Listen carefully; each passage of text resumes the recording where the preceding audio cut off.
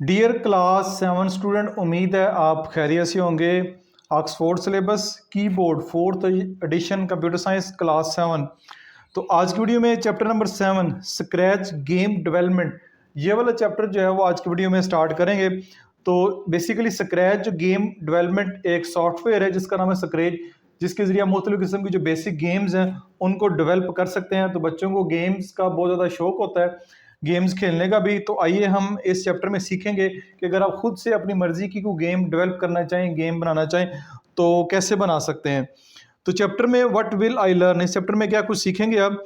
You will learn apply the fundamental programming construct to create multi sprite multi script programs using visual programming tools.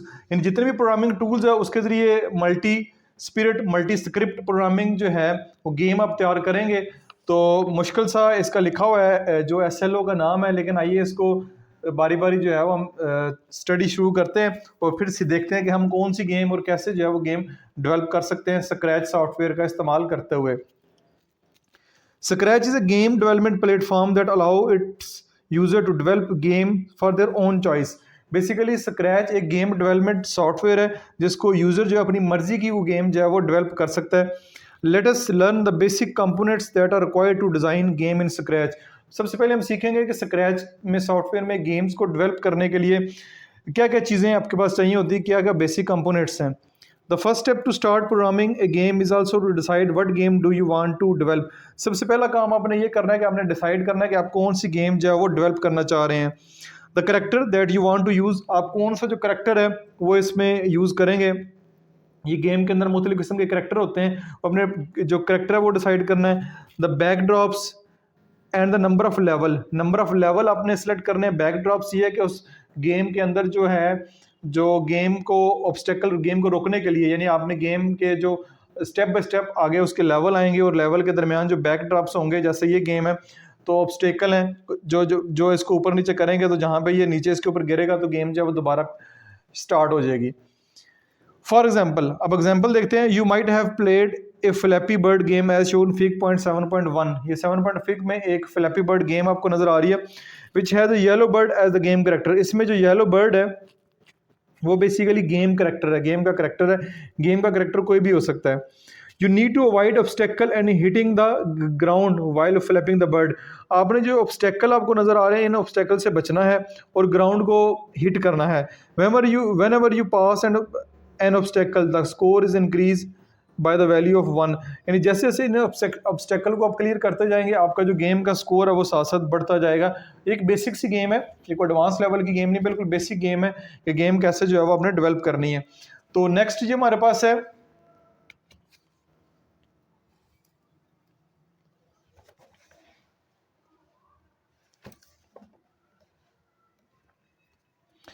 next page number 87, the maze runner game।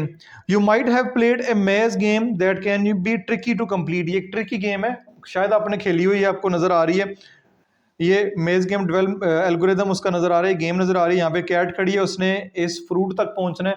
मुख्तलिफ जो रास्ते हैं उनके ज़रिए होते हुए रास्तों की जो रुकावटें हैं आपको नज़र आ रही है और कहाँ कहाँ से रास्ता है ये भी आपको नज़र आ रहा है।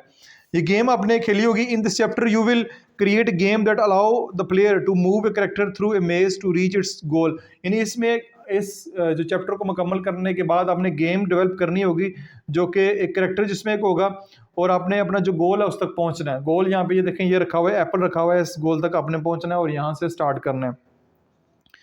You will learn how to move the cat with the arrow keys and how to block its progress with the maze wall।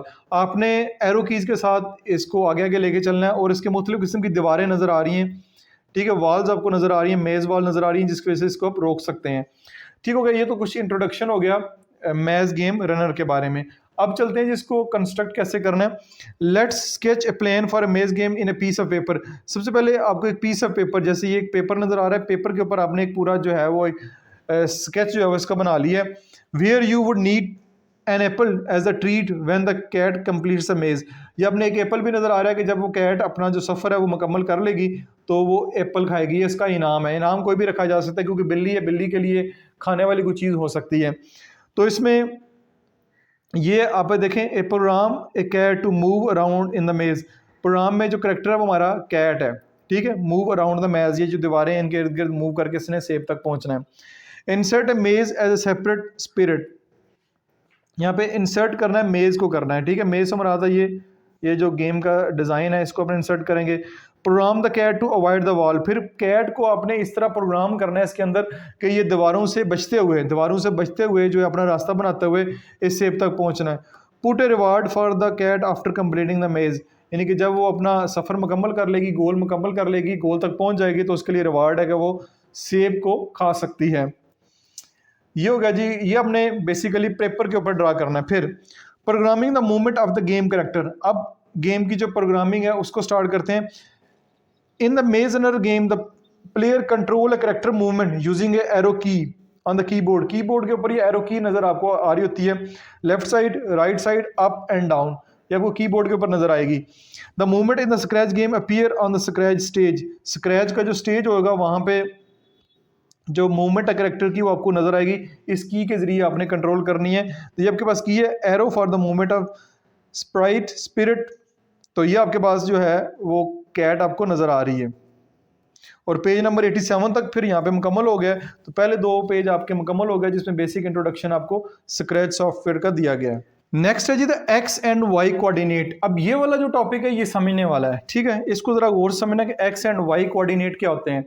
इससे पहले क्लास 6 में और क्लास 7 की मैथ में भी आपने ग्राफ पेपर ऐसे पढ़ा हुआ है, ठीक है। ये आपका एक्स एक्सिस होता है और ये आपका वाई एक्सिस होता है, ठीक है। यहाँ पे एक्स, ये भी एक्स एक्सिस है, ये भी वाई एक्सिस है, ठीक है। ग्राफ पेपर का ये कोऑर्डिनेट है बेसिकली। यहाँ पे एक्स की वैल्यू पॉजिटिव होती है, यहाँ पे नेगेटिव होती है, 1 2 3, -1 -2 -3, इस तरह 1 2 3 1 2 3 -1 -2, यानी कि आपको एक्स एक्सिस के ऊपर राइट हैंड साइड पे जाएंगे तो आपको पॉजिटिव वैल्यू नजर आएंगी, इस साइड पे जाएंगे तो नेगेटिव वैल्यूज होंगी।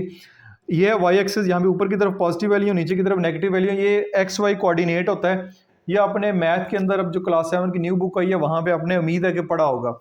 अब देखते हैं, to make a cat move around a stage you need to use coordinates, यानी आपको उसको मूव करने के लिए जो है स्टेज के ऊपर मूव कर रहे हैं तो कोऑर्डिनेट लेने हैं। कोऑर्डिनेट क्या होते हैं? Coordinates are number that represent the exact location. Basically ये आपको कैट नजर आ रही है, ठीक है। ये कैट स्टेज के ऊपर नजर आ रही है, इसको मूव करना है। तो जहां जहां ये इस वक्त कैट खड़ी हुई नजर आ रही है, यहाँ पे बेसिकली ये इसकी एग्जैक्ट लोकेशन है, एग्जैक्ट लोकेशन है ये इसकी एग्जैक्ट लोकेशन। ये आपको ये देखिए कैट यहाँ पे खड़ी है, यहाँ पे 186 112 ये 2 नंबर नजर आ रहे हैं, ये बेसिकली इसकी लोकेशन है।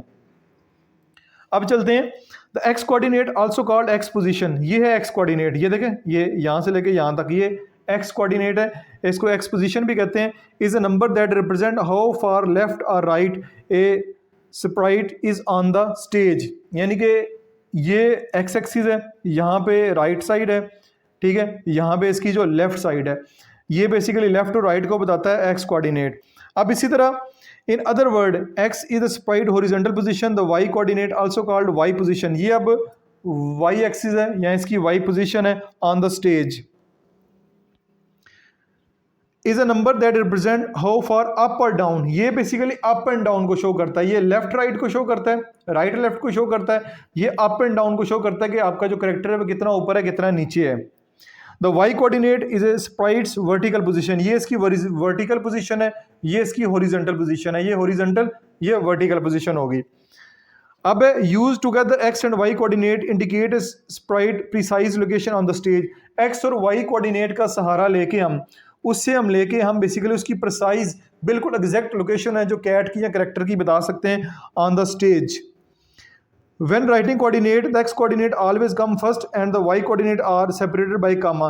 जब भी इसके कोऑर्डिनेट लिखेंगे तो जो पहला कोऑर्डिनेट आपको नजर आ रहा है, जैसे कि ये लिखा हुआ है 186 और 112, 186 x को रिप्रेजेंट कर रहे हैं, ये x को रिप्रेजेंट कर रहा है, y जो है 112 जो है y को रिप्रेजेंट कर रहा है, यानी कि जो आपको ये लोकेशन नजर आ रही है 00 -111 88, ये -136 -122, इसमें जो पहला नंबर है वो x को शो करता है हमेशा, और जो दूसरा नंबर है वो y को शो करता है।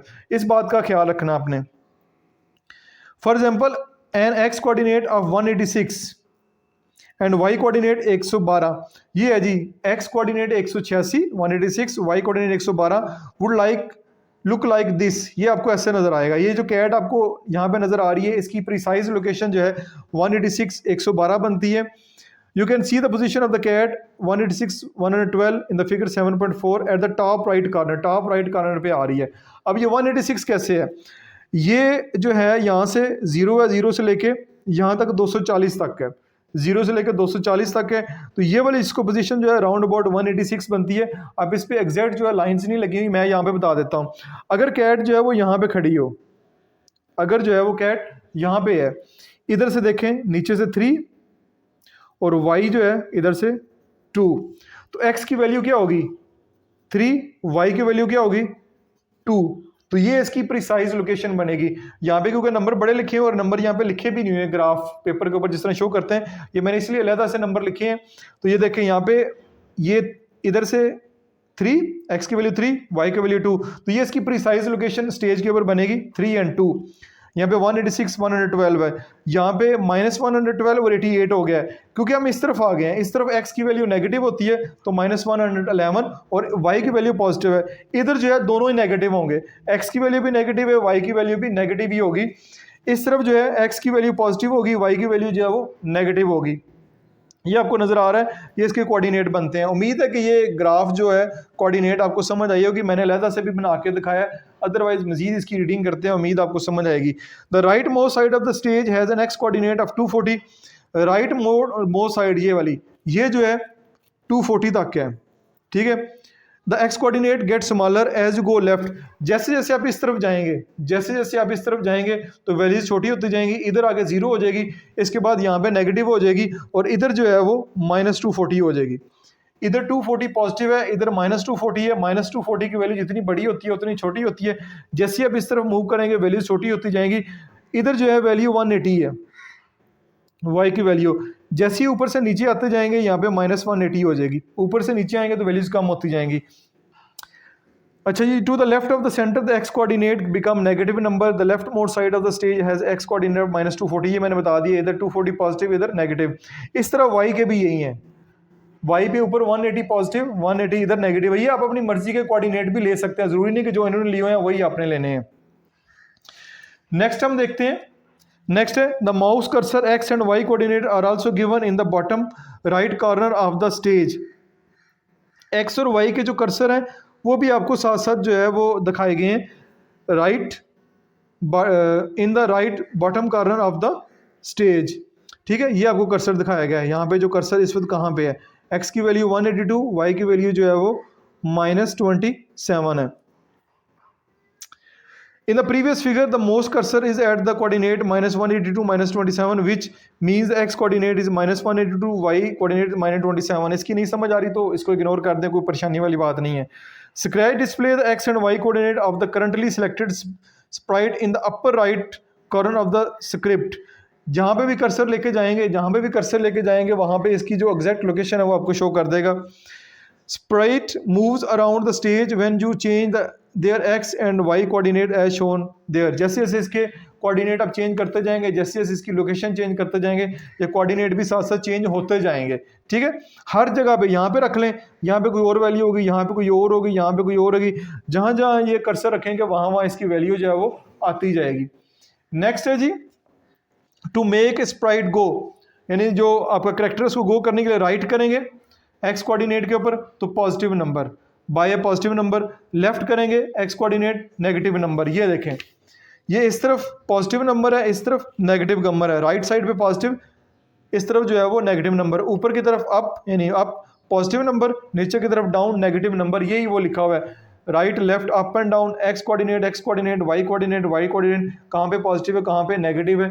ये आपको जो है उम्मीद आपको समझ आई होगी, नहीं समझ आई तो कमेंट सेक्शन में ज़रूर बताएं, मैं दोबारा जो है वो आपको समझा दूंगा, लेकिन आपने बताना ज़रूर है कि कमेंट सेक्शन में आपको समझ आई है कि नहीं आई, और ये भी बताना है कि आपको इस स्क्रैच गेम डेवलपमेंट सॉफ्टवेयर का मज़ा भी आ रहा है कि नहीं आ रहा, क्या कुछ आपने नहीं सीखा, और आपने इसको ऑनलाइन भी जो है वो स्टार्ट भी कर देना है, इसको साथ साथ प्रैक्टिस भी आपकी होती जाए। तो अपना बहुत सारा ख्याल रखिएगा। This is Masood Mashhad signing of.